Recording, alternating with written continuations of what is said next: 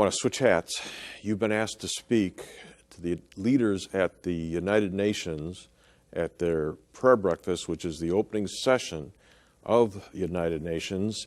Talk about what you told them, and then there's a parable at the end that you gave them that I want you to share with our audience. By God's grace, recently they asked me for the third time there to John, and I went and spoke to them. It's quite an honor, you know. It's a nerve-wracking thing. You have about 15 to 18 minutes, and you have to be sensitive to all of the faith systems.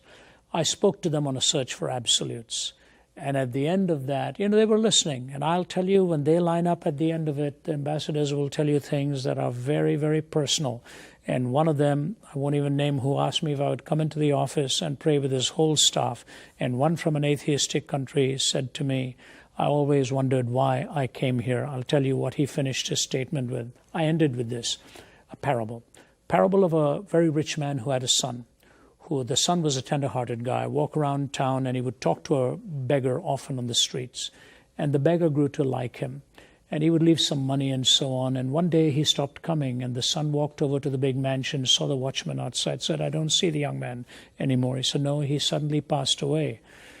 And he said, you know, the beggar said, he used to talk to me about his father's art gallery, that his father was a lover of art.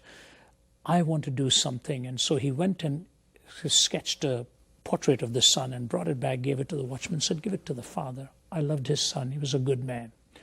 Years go by and he finds out the father has passed away and the whole art gallery is going to be auctioned out. He wondered if he could get in, got some nice clothes, managed to get in. And he wanted to see if that painting of the portrait of his was in the gallery. And sure enough, it was right there, centerpiece. And as he's watching, he's quite moved, you know. He knew the father loved his son too. And the auction begins. But the auctioneer went to that portrait first and said the will of the father was to auction this one the first. And everybody didn't want it, but nobody bid on it. The beggar said, I'll give what I have and I'll buy it. And he bought it. And then the auctioneer said, now we move to the rest. And the gavel was pounded by the auctioneer as everyone said, yeah, we want the real paintings out there. The auctioneer said, The man who passed away in his will put whoever bought the portrait of the son would inherit the whole art gallery. You know, Easterners love a parable. They love a story. There was a visible response from the UN ambassadors. And I said, ladies and gentlemen, when you get the Son, you get all of ultimate reality in Jesus Christ. And I brought the gospel in that way. They were lined up, John. And one of the ambassadors, as I said, from an atheistic country said, Mr. Zacharias, I don't like being here. I don't know why I came here. I've always wondered why. I found the answer today. I came here in order that I might find God.